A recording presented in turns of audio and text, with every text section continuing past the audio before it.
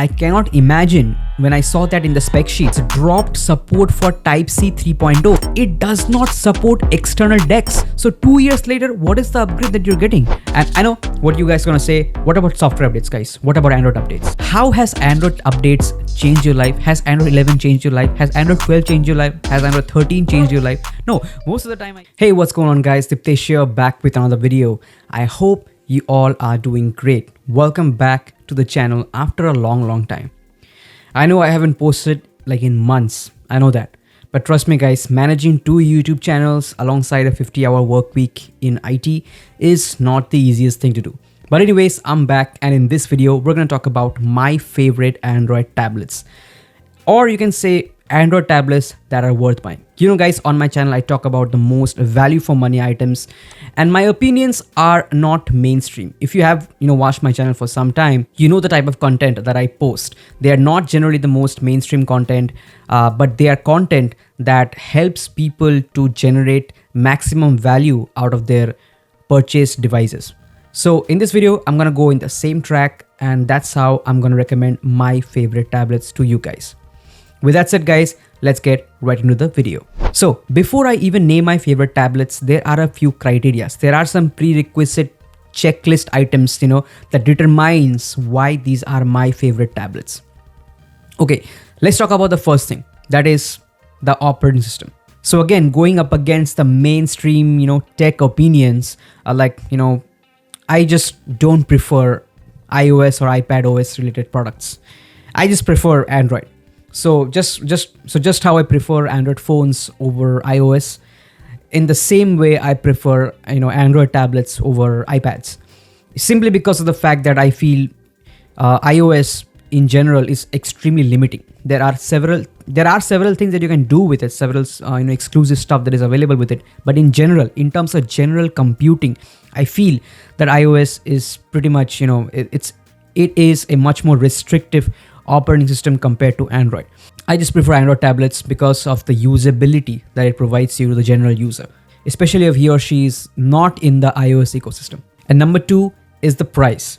So I have this opinion that tablets with mobile operating systems like Android and iPadOS over 50,000 rupees is not worth buying. I have a whole separate video on this topic. I will link you to it. I highly recommend you guys to check it out. But the point is, I don't recommend buying Android tablets or iPads over 50,000 rupees because the operating system simply is the limiting factor in my opinion. Yeah, if you are going for a tablet for sketching and art, then probably yes, you can go for these Androids or these iPads just for the convenience sake. Although I would still recommend you guys to go for a good Windows laptop alongside a pen display if you are serious into art and all. But yeah, I can understand the convenience factor of having an Android tablet or an iPad for taking notes and everything. But apart from it, going beyond 50,000 rupees, it doesn't make sense because over 50,000 rupees, you can get very good Windows thin and light laptops with OLED displays, with good processors, good battery life. Just above 50,000 rupees, you can get a 55,000 rupees. Asus VivoBooks and all are available with dedicated GPUs, which just provide you with a lot more value. It's just a much more professional setup with a desktop operating system and all the features that you get with a desktop operating system. So these were my 2 criteria. Number 1, it should be an Android tablet, and number 2, it should not cost over 50,000 rupees. So now let's come back to the topic of what Android choices are available for you guys. So let's start with the latest ones. That is the Galaxy Tab S9 FE series that has just come out. Okay, I am not talking about the Galaxy Tab S9 series because it's simply out of my criteria. It's over 50,000 rupees, so I cannot recommend it. So just keep that aside. Okay, coming back to the tablets under 50,000 rupees. So you have your Galaxy Tab S9 FE series, the S9 FE and the S9 FE Plus, which are the latest releases. Okay. However, in my frank opinion, they are absolute trash. Yes, it may hurt you what I'm saying if you have purchased one of those tablets, but it's simply my opinion. Take it for what it is. There are people who make content about these tablets because that's what their niche is. But in my opinion, these tablets are simply not worth it. Here, let me tell you. Let's talk about the Galaxy Tab S9 FE and the FE Plus compared to the previous generation Tab S7 FE. So the previous generation Tab S7 FE was overall a good tablet, but ruined by the simple fact that the base model had only 4 GB of RAM. Now, I don't know how long have you used Android, but using an Android like device, especially the one with a heavy Samsung One UI skin and having 4GB of RAM, is a recipe for disaster. The Tab S7 FE, the Wi-Fi model that came with the Snapdragon 778G, was a overall decent product. It was a bit expensive at the launch, but its price dropped after a few months. But the product is ruined by the 4GB of RAM. Now, I know some people will come in the comments and say, hey, my tablet is just running fine. It's not, guys. Once you start running couple of apps and using a full website, full mobile, not the mobile website, but using the full desktop variant of the websites, your RAM starts to fill up. Like for example, using a Windows laptop or a Windows PC with a high-end Intel Core i7 or a high-end Intel Core i9 or a Ryzen 9 processor, but you just have 4GB of RAM. Will that help you anyway? Will the processor be able to give you a good experience? No, because you're bottlenecked by the RAM. The same goes for graphics card. Let's say you have an RTX 4090, but let's say the RTX 4090 only had 4GB of VRAM. Could the RTX 4090 with all its CUDA cores help you in getting good performance? No, because you're bottlenecked by the memory. Same thing applies to the Tab S7 FE. Now, compare that with the Tab S9 FE. The Tab S9 FE fixed the Tab S7 FE's biggest weakness, which was the RAM. I think the Tab S9 FE comes with 8GB of RAM. That is fine.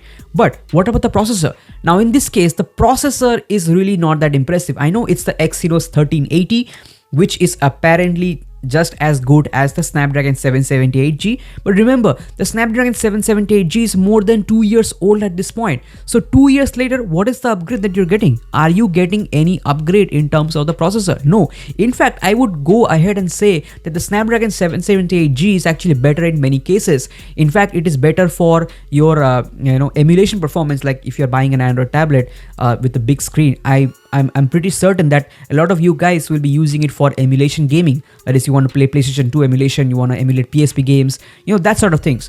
And the Exynos 1380 is really poor in this criteria, in this department. Also, overall, in terms of performance, also the 1380 is just barely better. It's not even better. It's like, I would say, on par with the Snapdragon 778G, but the Snapdragon 778G has its own advantages. All right. Number 2. The Tab S9 FE, I cannot imagine when I saw that in the spec sheet. The Tab S9 FE has dropped support for Type-C 3.0. Yes, Samsung did not upgrade, forget about upgrading. Samsung did not put a 5 gigabits per second super speed Type-C 3.0 port on the Tab S9 FE, which is available with the Tab S7 FE, which means you get both slower data transfer speeds with the Tab S9 FE when you plug in wired, storage devices. The second thing is it does not support external DeX because of the slow bandwidth port. The Tab S7 FE supports external displays because it can do display out through the Type-C port. It supports DisplayPort alt mode, and so it can connect to external monitors. This is something that you cannot do with the Tab S9 FE. So I'm just baffled with this downgrade. I mean, mainstream tech people, they will not like talk about these things. They'll probably skim through these things and people will not care. But these are straight up downgrades. The Tab S9 FE after 2 years of wait is not an upgrade of the Tab S7 FE. I would say, if I am lenient towards it, I would say it's a side grade, and at worst it's actually a downgrade, simply a downgrade. In fact, I would say instead of picking up the Tab S9 FE, I would recommend you to go for the Tab S7 FE, unfortunately the 4G model, which is the only one that is available with 6GB of RAM in India. However, it comes with a Snapdragon 750G, but still with 6GB of RAM, Snapdragon 750G, external DeX support, I would still recommend you to go for that over the Tab S9 FE. Just a clear-cut, simple opinion. The Tab S9 FE is not worth buying, especially at these prices. If you really want a Samsung Android tablet because you want the S Pen experience and all that, then I would recommend you to go for the Tab S7 FE with the Wi-Fi plus 4G model, which costs around 37,000 rupees or so. Yeah, that's all I can say. But if you want the best Samsung tablet, I would say the best Android tablet, then wait for the end of the video. I'm going to reveal my favorite pick at the end of the video. However, the third tablet is pretty much the best budget Android tablet that you can go for. I mean, in fact, if you have a tight budget, this would be my choice and this is what I would recommend you. And that is the Xiaomi Pad 6. What an amazing release by Xiaomi. I mean, Snapdragon 870, one of the best Snapdragon processors of all time. Very efficient and highly performant. A great Quad HD display. I know it is not OLED, but it is a good quality IPS display and it comes 10,000 rupees cheaper than the OnePlus Pad. The Xiaomi Pad also has, I think, 6GB of RAM option as the base model, and also the 8GB of RAM in the upper end model, which only costs around, I think, 2,000-3,000 rupees more. Okay. And the final thing that is amazing with the Mi Pad 6 is the fact that it has a USB Type-C 3.0 5GB per second port along with external display support, which is again a premium feature. I think this is the only tablet in this price range to provide this feature. The next tablet that provides this feature is again the Tab S7 FE from last year, couple of years back. So it's pretty amazing to see this feature at this price range. So the Xiaomi Pad 6, it's really good. I mean, the OS also, operating system also, it runs really well. It's also, I mean, not the best. I don't think it is as good as the One UI from Samsung in terms of tablet optimization. I still prefer the One UI, but the Mi Pad 6 is still a good choice with a good hardware, and a good user experience, because that's what matters at the end of the day. You need to have good hardware to provide you with a good user experience. You can have the best software, but if the hardware is not capable of handling it, you are going to get a poor experience. As simple as that. And that's why I don't give in to Samsung's hype of years and years of software update, because if your hardware that you're providing can only take advantage of 1 year or 2 years of software update, then it's meaningless to provide, it's meaningless to kind of hype up the software updates.